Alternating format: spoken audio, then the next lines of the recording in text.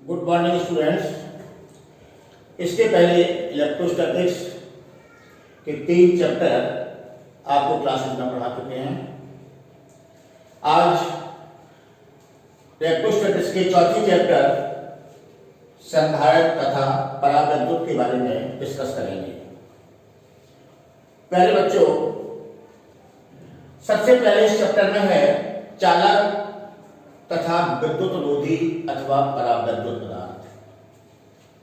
विद्युत में हम किसी पदार्थ को मुख्यतः 2 रूपों में प्रयोग करते हैं, एक चालक और दूसरा विद्युत रोधी या परावैद्युत पदार्थ। बात यह आती है कि चालक क्या है।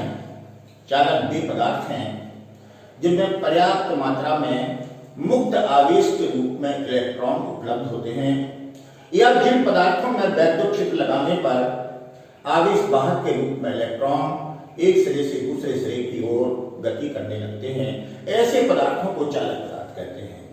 चालक पदार्थों में सामान्यतः धातुएं आती हैं, तांबा, चांदी, सोना, ये सब चालक पदार्थ कहलाते हैं। दूसरे प्रकार के पदार्थ कहलाते हैं विद्युत रोधी अथवा परावैद्युत पदार्थ। ये वो पदार्थ हैं जिनमें आवेश वाहक के रूप में मुक्त इलेक्ट्रॉन उपलब्ध नहीं होते, या जिनमें को वैद्युत क्षेत्र लगाने पर इलेक्ट्रॉन गति नहीं करते, ऐसे पदार्थों को विद्युत रोधी पदार्थ कहते हैं। और ये भी आप सामान्यतः जानते हैं, जैसे कि लकड़ी, प्लास्टिक, इन सबको हम विद्युत रोधी या परावैद्युत पदार्थ के रूप में मानते हैं। आपका चैप्टर है संधारित्र तथा परावैद्युत। अभी हमने आपसे इसके पहले कहा कि जो हमारे चालक पदार्थ हैं इनमें पर्याप्त मात्रा में मुक्त इलेक्ट्रॉन होते हैं। तो अब बात ये आती है कि मुक्त इलेक्ट्रॉन क्या है। आपको इसके पहले हम चैप्टर में बता चुके हैं कि प्रत्येक पदार्थ अणुओं परमाणुओं से मिलकर बना हुआ है। प्रत्येक परमाणु में नाभिक के चारों ओर आवेश वाहक के रूप में चारों ओर विभिन्न कक्षाओं में इलेक्ट्रॉन परिक्रमा करते हैं। जो हमारे चालक पदार्थ होते हैं इनके बाहरी कक्षाओं के इलेक्ट्रॉनों पर नाभिक के द्वारा लगने वाला आकर्षण बल बहुत कम होता है, बहुत क्षीण होता है, जिससे कि ये इलेक्ट्रॉन आसानी से अपनी कक्षाओं को छोड़कर बाहर निकल जाते हैं और उस पदार्थ में आवेश वाहक के रूप में यहां वहां गति करते रहते हैं, मुक्त इलेक्ट्रॉनों के रूप में गति करते रहते हैं। परंतु जो हमारे विद्युत रोधी पदार्थ होते हैं उनमें मुक्त इलेक्ट्रॉन उपलब्ध नहीं होते, क्योंकि उनकी बाहरी कक्षाओं में इलेक्ट्रॉन पूर्णतः भरे होते हैं, जिससे कि नाभिक के आकर्षण बल के द्वारा वो अपनी कक्षाओं को छोड़कर के बाहर नहीं निकल पाते। कुल मिलाकर इस सारी बात का आशय ये हुआ कि चालक वे पदार्थ हैं जिनमें आवेश वाहक के रूप में मुक्त इलेक्ट्रॉन उपलब्ध होते हैं, तथा विद्युत रोधी या परावैद्युत वे पदार्थ हैं जिनमें आवेश वाहक के रूप में मुक्त इलेक्ट्रॉन लगभग नगण्य या शून्य के बराबर होते हैं। लेकिन जब किसी भी पदार्थ से कोई इलेक्ट्रॉन निकल जाते हैं, चालकों में इलेक्ट्रॉन आसानी से निकल जाते हैं, तो जो उसमें धन आवेश होता है वो बद्ध आवेश के रूप में होता है और वो अपने स्थान पर निश्चित आयाम का कंपन करता रहता है। तो कुल मिलाकर के यहाँ 2 बातें हुई कि एक मुक्त इलेक्ट्रॉन और दूसरा हुआ बद्ध आवेश। बद्ध आवेश के रूप में धन आयन उपलब्ध होते हैं पदार्थों में, चालक पदार्थों में, और मुक्त इलेक्ट्रॉन आवेश वाहक के रूप में यहां वहां गति करते रहते हैं। अब बात ये आती है इस चैप्टर में संधारित्र में पहला शब्द है धारिता।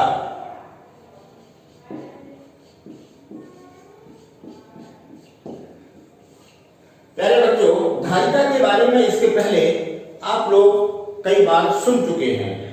धारिता एक जनरल शब्द है। धारिता का मतलब, जैसे सामान्यतः हम लोग कहते हैं कि ये बर्तन की धारिता 1 लीटर है। इसका मतलब ये हुआ कि उस बर्तन में 1 लीटर से अधिक उस लिक्विड को भरा जाना संभव नहीं है, तो वो बर्तन की द्रव्यमान धारिता हो गई। इसी प्रकार से जितने भी हमारे वैद्युत के पदार्थ होते हैं उन पदार्थों में अधिकतम आवेश ग्रहण करने की एक निश्चित क्षमता होती है। उस अधिकतम आवेश ग्रहण करने की क्षमता को उस विद्युत चालक की वैद्युत धारिता कहते हैं। तो सामान्य तौर से हम धारिता को इस प्रकार से कह सकते हैं कि किसी भी विद्युत चालक में अधिकतम आवेश ग्रहण करने की क्षमता को उस चालक की वैद्युत धारिता कहते हैं। आप इसके पहले चैप्टर में वैद्युत विभव में पढ़ चुके हैं, कि किसी भी चालक को यदि q कूलम तक आवेशित किया जाए तो उस चालक के सरफेस पर उत्पन्न विभव का फार्मूला या बिंदु आवेश के कारण विभव का फार्मूला निर्वात या वायु में 1/4 पाई एप्सिलॉन 0 Q/R के तुल्य होता है।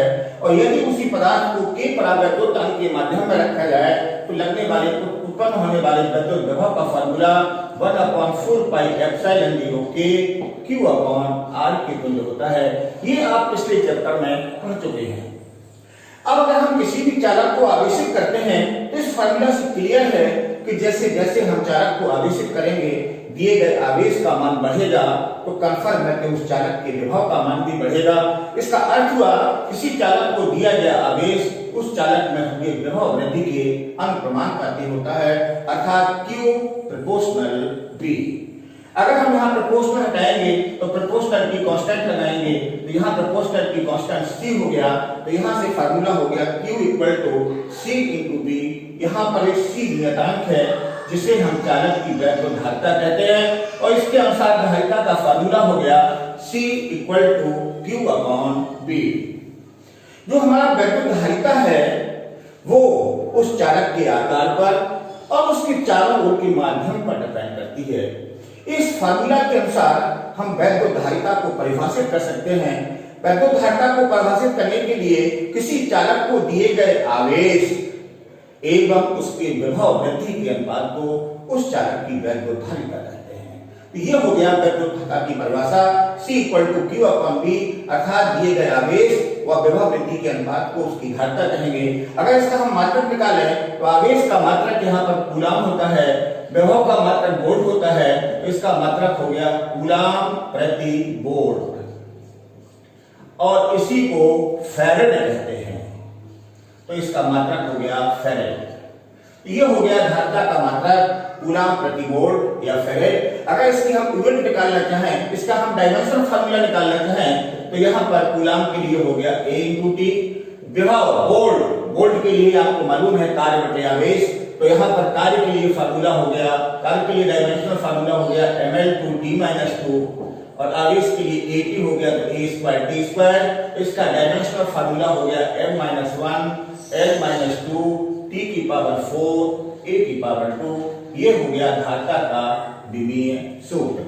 इस फार्मूले का इस्तेमाल करके हम किसी भी चालक की वैद्युत धारिता के मान को ज्ञात कर सकते हैं। सपोज करिए हमारे पास कोई एक विलगित गोलीय चालक है। विलगित शब्द का सामान्य अर्थ है कि ऐसा कोई चालक जिसका पृथ्वी या अन्य किसी भी चालक से कोई कांटेक्ट ना हो, तो ऐसे चालक को हम विलगित गोली चालक कहते हैं। मान लिया कि ये हमारे पास एक त्रिज्या का एक विलगित गोली चालक है और इस विलगित गोली चालक को आवेशित कर दिया। आपको पता है, इसके पहले हम बता चुके कि चालकों को दिया गया आवेश सदैव उनके पृष्ठ पर समान रूप से वितरित होता है, तो इस चालक को दिया गया आवेश भी इस चालक के पृष्ठ पर समान रूप से वितरित हो जाएगा। जब यहाँ पर आवेश समान रूप से वितरित हो जाएगा तो यह एक बिंदुवत पृष्ठ के बिंदु की भांति व्यवहार करेगा और इस पृष्ठ पर एक वैद्युत बल रेखाएं होंगी और वो वैद्युत बल रेखाएं सदैव इस पृष्ठ के लंबवत बाहर की ओर होंगी। तो यहाँ पर ये वैद्युत बल रेखाएं इस पृष्ठ के लंबवत बाहर की ओर हो गए। मान लिया कि यहाँ पर इस गोले का या इस चालक का केंद्र बिंदु O है, तो हमें अब यहाँ पर इस गोली चालक जिसको हमने आवेशित किया है, जिसका पृथ्वी या अन्य किसी चालक से कोई कांटेक्ट नहीं है, इस चालक को आवेशित करने पर इस चालक के किसी बिंदु पर, चालक के पृष्ठ के किसी बिंदु पर वैद्युत विभव का मान ज्ञात करना है। क्योंकि हमें इसकी धारिता निकालनी है तो कंफर्म हमें वैद्युत विभव का मान ज्ञात करना होगा और वैद्युत विभव के फार्मूला के अनुसार अगर इसको निर्वात या वायु में रखा गया तो वैद्युत विभव का मान V = 1/4 पाई एप्सिलॉन 0 Q/R के अनुसार Q/A के तुल्य होगा। अगर हम, चूंकि यहाँ पर आवेश तो इस चालक के सरफेस पर समान रूप से वितरित है, लेकिन हम मान के ये चलते हैं कि संपूर्ण आवेश इसके केंद्र बिंदु पर निहित है और इसकी त्रिज्या का मान A है, तो इसके सरफेस के प्रत्येक पॉइंट पर विभव का मान 1/4 पाई एप्सिलॉन 0 Q/A के तुल्य होगा। ऐसे पृष्ठ को हम समविभव पृष्ठ कहते हैं। हमें इस गोली चालक की धारिता ज्ञात करनी है, तो गोली चालक की धारिता होती है C = Q/V। अगर हम b की वैल्यू यहाँ पर रखें तो यहाँ पर इसका फार्मूला हो गया q अपॉन ये हो गया q into 4 pi epsilon 0a। यहाँ पर इसकी धारिता का फार्मूला आ गया c equal to 4 pi epsilon 0a। ये फार्मूला धारिता का तब प्राप्त हुआ जब इसको हमने निर्वात के वायु में रखा है। अगर इसी बिल्कित गोली चालक को k परावैद्युतांक के माध्यम में रखा जाए तो धारिता का फार्मूला सिमिलरिटी से c equal to 4 pi epsilon 0 k into a के बराबर होगा। ये सीधा इसका मान हो गया 4 pi epsilon 0 a k into a। ये माध्यम की धारिता है, ये निर्वात की धारिता है। इन दोनों फार्मूलों से क्लियर हो गया कि किसी भी गोलीय चालक की धारिता या बिल्कित गोलीय चालक की धारिता उसकी त्रिज्या की अनुप्रमानुपाती होती है, अर्थात बड़े चालकों की धारिता अधिक होगी व छोटे चालकों की धारिता कम होगी। यहाँ पर इस फॉर्मूले से हम इसको इस प्रकार से भी कह सकते हैं, अगर c डैश में c से डिवाइड कर दिया जाए तो यहाँ पर ये 4 पाई एप्सिलॉन 0 a आपस में कैंसिल हो जाएगा, इसका मान k हो जाएगा। तो इस फार्मूले के अनुसार हम k यानी परावैद्युतांक को डिफाइन कर सकते हैं और परावैद्युतांक को डिफाइन करने के लिए किसी माध्यम की धारिता व निर्वात की धारिता के अनुपात को उस माध्यम का परावैद्युतांक कहते हैं। इस फार्मूले के अनुसार इसके लिए अगर हम इसको इस प्रकार से भी कह सकते हैं, निर्वात में धारिता के लिए formula c equal to 4 pi epsilon 0 a हो गया। अगर इसे हम एप्सिलॉन 0 का मान निकालें तो एप्सिलॉन 0 के वैल्यू का मान c अपॉन 4 पाई a के तुल्य हो गया। वैसे तो आपको पता है, आप इसके पहले चैप्टरों में पढ़ चुके हैं कि एप्सिलॉन 0 निर्वात की वैद्युशीलता है और इसका मात्रक कूलॉम स्क्वायर प्रति न्यूटन मीटर स्क्वायर के तुल्य होता है। लेकिन अगर हम यहाँ पर एप्सिलॉन 0 का यूनिट निकालें तो धारिता का मात्रक तो फैरेड हो गया, 4 पाई कांस्टेंट है, a का मात्रक मीटर हो गया, तो यहाँ पर इसका मात्रक हो गया फैरेड प्रति मीटर। यहाँ पर एक बात बताने की आवश्यकता इसलिए थी कि एप्सिलॉन 0 निर्वात की वैद्युशीलता के दो यूनिट हो गए, कूलॉम स्क्वायर प्रति न्यूटन मीटर स्क्वायर अथवा फैरेड प्रति मीटर।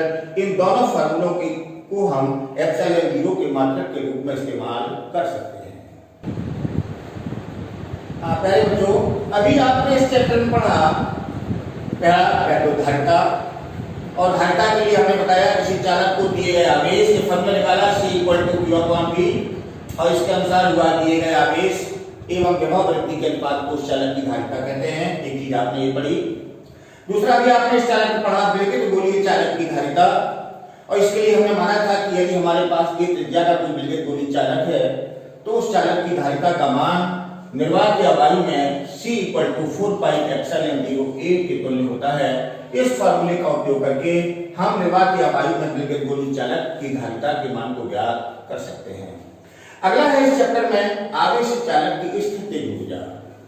मान लो हमारे पास कोई एक चालक है, उस चालक को आवेशित करते हैं, तो जैसे जैसे हम चालक को आवेशित करेंगे, चालक को आवेशित करने में हमें कार्य करना होगा और वही किया गया कार्य उस चालक में एक ऊर्जा के रूप में संचित हो जाता है, जिसे हम आवेशित चालक की स्थितिज ऊर्जा कहते हैं।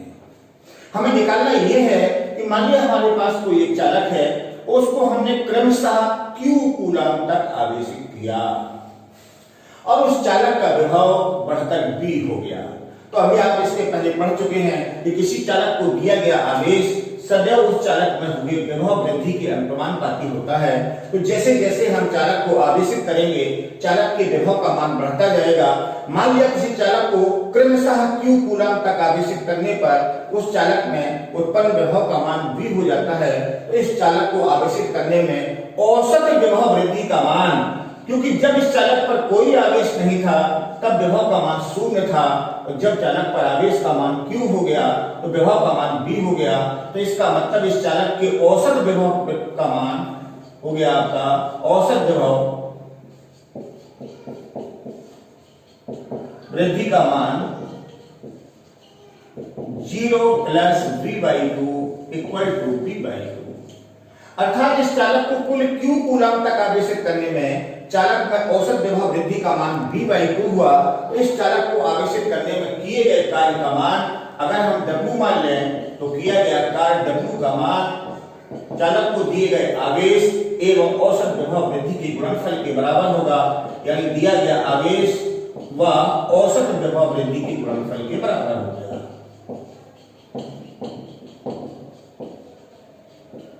यहाँ पर आवेश चालक को आवेश दिया गया Q, औसत विभव वृद्धि का मान है V/2, तो किए गए कार्य का मान हो गया W = ½ QV। यही कार्य इस चालक में एक ऊर्जा के रूप में संचित हो गया, जिसे चालक की स्थितिज ऊर्जा कहेंगे। अगर हम इसको U के द्वारा नोट करें तो U = ½ QV। ये हो गया किसी आवेशित चालक की स्थितिज ऊर्जा का पहला फार्मूला। अगर इसी फार्मूला को हम धारिता C के पदों में निकालना चाहें तो ऊपर अभी आप पढ़ चुके हैं किसी चालक की वैद्युत धारिता C = Q/V। इस फार्मूले के अनुसार Q होता है C × V।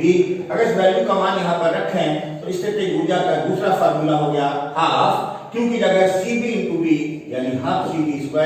ये स्थितिज ऊर्जा का दूसरा फार्मूला हो गया। इसके द्वारा भी हम आवेशित चालक की स्थितिज ऊर्जा को ज्ञात कर सकते हैं।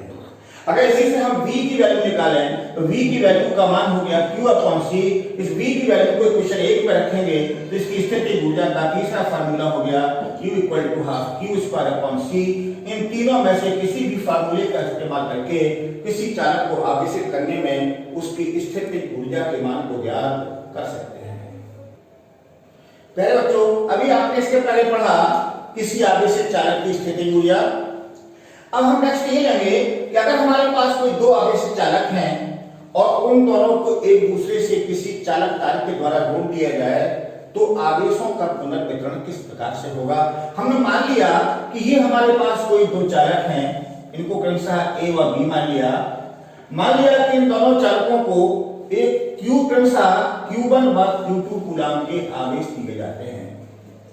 इन दोनों चालकों की धारिताएं क्रमशः C1 व C2 हैं।